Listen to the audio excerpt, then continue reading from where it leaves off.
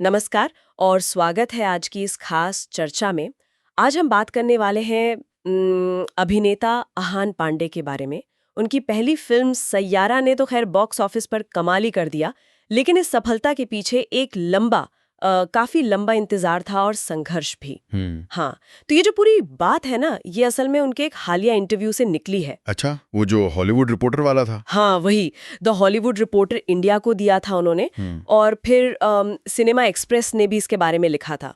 तो हमने सोचा इसी को थोड़ा कुरेदते हैं। बिल्कुल। तो आज हम यही समझने की कोशिश करेंगे कि उस दौर में जब उन्हें मौका नहीं मिल रहा था, अहान ने क्या महसूस किया, उनके मन में लोगों के बर्ताव को लेकर कैसी कैसी फीलिंग्स थीं, कैसे उन्होंने खुद को मतलब कड़वाहट से बचाया, और फिर आखिरकार ये बड़ा ब्रेक मिला कैसे। हाँ, ये दिलचस्प है ना? एक तरफ तो ये एहसास कि शायद नाइंसाफी हो रही है, और दूसरी तरफ कभी मन में खटास नहीं आने दी। ये थोड़ा विरोधाभासी लगता है। बिल्कुल लगता है। चलिए बात करते हैं इस पर। तो पहली बात जो सामने आई इंटरव्यू में वो ये कि अहान को लगा मतलब कि लोग शायद सही बर्ताव नहीं कर रहे थे उनके साथ। हाँ, मतलब जैसे अनदेखा कर रहे हो या तवज्जो ना दे रहे हो। हाँ बिल्कुल, जैसे नज़रअंदाज किया जा रहा हो, या शायद उन्हें लगा कि नाइंसाफ़ी हो रही है। तो ये एहसास क्या आम है इंडस्ट्री में, खासकर नए लोगों के लिए? देखिए, आम तो है, बहुत आम है। फिल्म इंडस्ट्री, खासकर अपनी हिंदी फिल्म इंडस्ट्री, यहाँ कंपटीशन बहुत है, अनिश्चितता बहुत है। हर रोज कितने लोग आते हैं सपने लेकर। तो ऐसे में जब किसी को इंतजार करना पड़ता है, और लंबा इंतजार, तो मन में ये सब भावनाएं आना मतलब स्वाभाविक है। और शायद उन पे दबाव ज़्यादा होता होगा जिनका फैमिली बैकग्राउंड फिल्मों से जुड़ा है, जैसे अहान के केस में। हाँ बिल्कुल, उन पर उम्मीदों का बोझ और भी होता है। लोगों को लगता है कि इनके लिए तो आसान होगा। हाँ। हमेशा ऐसा होता नहीं है। जब डेब्यू में उम्मीद से ज्यादा वक्त लगे या कोशिशें कामयाब ना हो, तो निराशा तो होती है।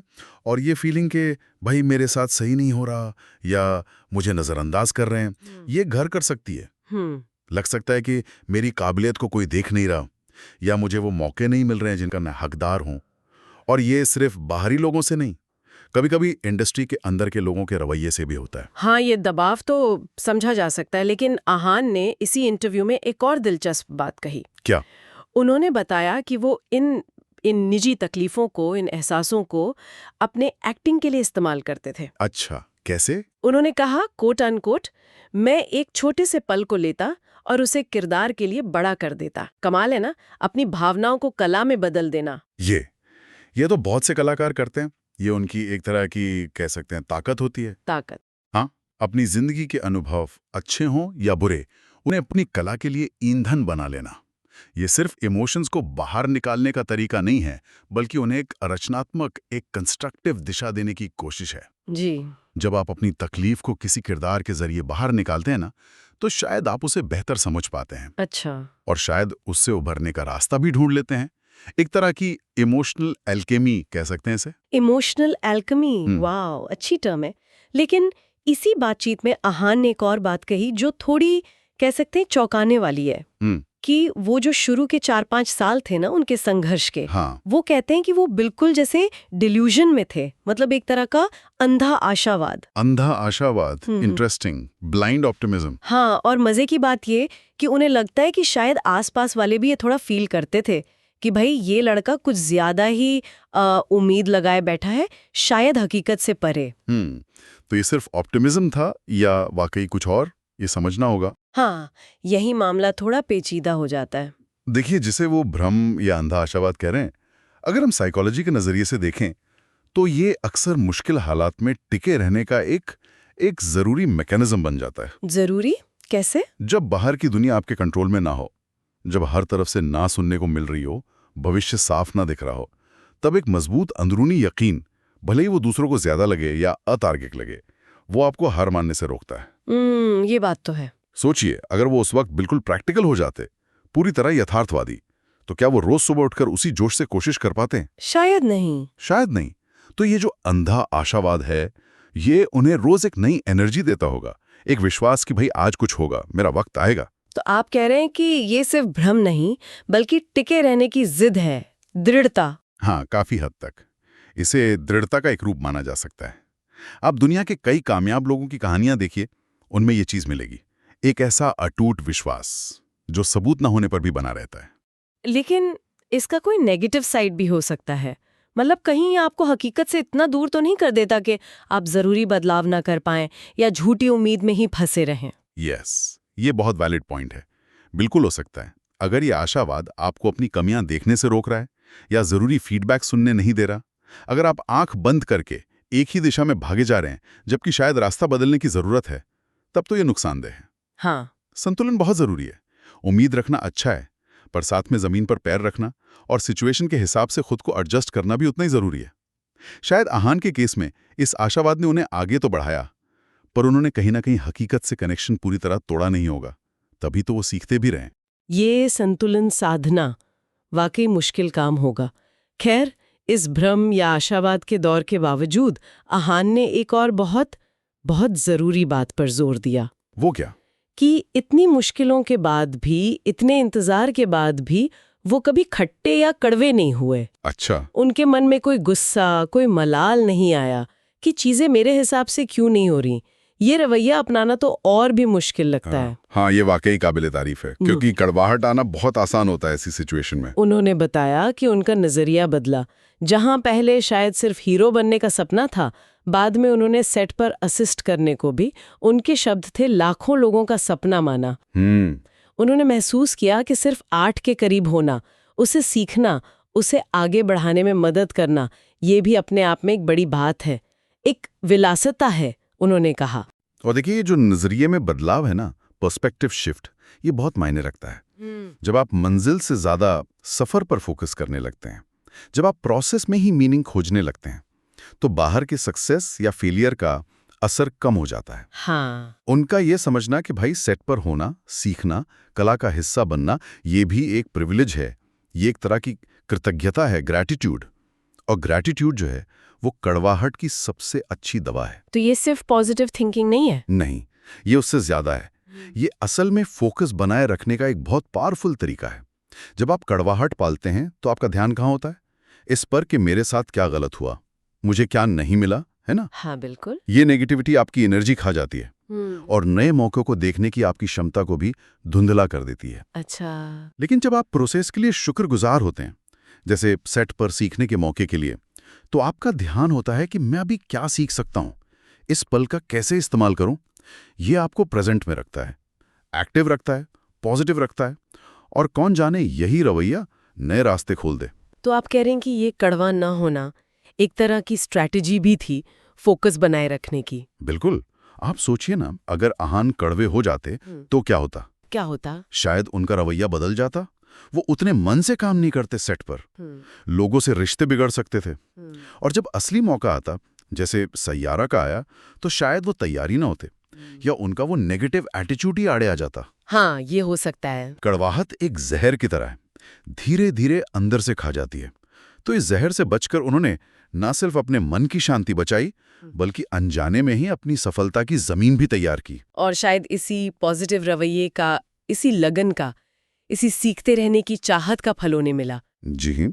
इंटरव्यू में ये भी बताया गया है कि सैयारा का मौका कैसे मिला। हाँ, कैसे? ये तब हुआ जब यशराज फिल्म्स के आदित्य चोपड़ा ने खुद आहान के पेरेंट्स से कांटेक्ट किया। ओह, आदित्य चोपड़ा ने खुद? हाँ। अच्छा, तो अगर हम इसे अब थोड़ी बड़ी तस्वीर में देखें, तो ये फिल्म इंडस्ट्री की एक और सच्चाई सामने लाता है। कौन सी सच्चाई? देखिए, एक तरफ हमने बात की आहान के पर्सनल स्ट्रगल की, उनकी मेहनत की, उनके इमोशनल सफर की। दूसरी तरफ ये फैक्ट कि मौका एक बड़े प्रोडक्शन हाउस के हेड के जरिए आया, वो भी परिवार से कांटेक्ट करके। ये दिखाता है कि इंडस्ट्री में नेटवर्क और फैमिली कनेक्शंस की भी अपनी जगह है। हाँ, ये तो है, इसे नकारा नहीं जा सकता। बिल्कुल। फिल्म इंडस्ट्री में टैलेंट और मेहनत तो चाहिए ही, पर सही लोगों से कनेक्शन, सही वक्त पर सही दरवाजा खुलना, ये भी बहुत बहुत जरूरी है। आदित्य चोपड़ा का सीधे परिवार से बात करना शायद इसलिए मुमकिन हुआ क्योंकि आहान का फैमिली बैकग्राउंड फिल्मों से है। तो जहां बाहरी लोगों को बिल्कुल जीरो से शुरू करना पड़ता है, अपनी पहचान बनानी पड़ती है, वहीं इंडस्ट्री वालों के लिए कुछ दरवाजे शायद पहले से थोड़े खुले होते हैं। लेकिन क्या सिर्फ कनेक्शन काफी है? मतलब दरवाजा खुल गया तो क्या काम बन गया? नहीं, बिल्कुल नहीं। कनेक्शन शायद आपको ऑडिशन रूम तक ले जाए या किसी बड़े प्रोड्यूसर की नजर आप पर पड़ जाए। हाँ। लेकिन उसके बाद का सफर तो आपकी अपनी काबिलियत पर है, आपकी मेहनत, आपकी तैयारी। मौका मिलना एक बात है, उसे भुनाना, उसे सक्सेस में बदलना बिल्कुल दूसरी। हाँ। अहान के केस में भी यही हुआ। कनेक्शन ने दरवाजा खोला होगा, लेकिन फिल्म इतनी बड़ी हिट हुई। हाँ, बहुत बड़ी हिट। तो ये साफ है कि उन्होंने उस मौके का पूरा फायदा उठाया, अपना टैलेंट साबित किया। तो ये अक्सर एक मिक्स होता है, टैलेंट, मेहनत, सही टाइमिंग और हाँ, सही मौका। और अहान ने वाकई इस मौके को दोनों हाथों से लपका। सैयारा, जिसके डायरेक्टर मोहित सूरी थे और को स्टार थी अनीत पड्डा, वो सिर्फ चली नहीं, जबरदस्त हिट हुई। हाँ, आंकड़े तो ये बताते हैं। फिल्म ने वर्ल्ड वाइड 563 करोड़ कमाए। 563 करोड़, ये तो बहुत बड़ा नंबर है एक डेब्यू फिल्म के लिए। बहुत बड़ा। और ये 2025 की दूसरी सबसे ज्यादा कमाई करने वाली हिंदी फिल्म बनी, सिर्फ छावा से पीछे रही विक्की कौशल की फिल्म। कमाल है। इतने सालों का इंतजार, इतना संघर्ष और फिर ऐसी धमाकेदार शुरुआत, ये उनके लिए यकीनन बहुत बहुत मायने रखता होगा। जरूर रखता होगा। ये जो इतनी बड़ी सफलता है ना, ये उनके पिछले संघर्षों को एक तरह से वैलिडेट करती है, उन्हें सार्थक बनाती है। सार्थक बनाती है कैसे? देखिए, जो दौर कभी उन्हें या दूसरों को भ्रम का लग रहा था, अंधे आशावाद का लग रहा था, हाँ, इस सफलता के बाद शायद उसी दौर को अब अटूट विश्वास और दृढ़ता की कहानी की तरह देखा जाएगा। अच्छा, हाँ, नजरिया बदल जाता है। बिल्कुल, अक्सर ऐसा ही होता है। जब तक आप कामयाब नहीं होते, दुनिया आपके यकीन को पागलपन कह सकती है। कामयाबी मिलने के बाद वही पागलपन विजन बन जाता है, जुनून कहलाता है। तो ये सफलता शायद अहान के उस भ्रम वाले दौर को एक नई पॉजिटिव रोशनी में पेश करती है। तो इस पूरी चर्चा से हम क्या लेकर जा सकते हैं? हमने देखा कि अहान पांडे की ये जो यात्रा रही है पहली फिल्म तक, ये सीधी नहीं थी। बिल्कुल नहीं। इसमें बहुत कुछ था। नाइंसाफी का एहसास था, एक हद तक शायद जरूरत से ज्यादा उम्मीद पालना भी था शायद। लेकिन साथ ही कड़वाहट से बचना, प्रोसेस में वैल्यू ढूंढना, ये समझदारी भी थी। और इन सब के बाद मिली एक जबरदस्त कामयाबी। हाँ, और ये पूरी कहानी हमें कई जरूरी सवाल सोचने पर मजबूर करती है, जैसे कि क्रिएटिव फील्ड्स में या जिंदगी के किसी भी ऐसे सफर में जहां कामयाबी की गारंटी ना हो, वहां टिके रहने का, परसिवियर करने का असली मतलब क्या है? कहाँ है वो पतली सी लाइन अटूट विश्वास और खुद को धोखे में रखने के बीच?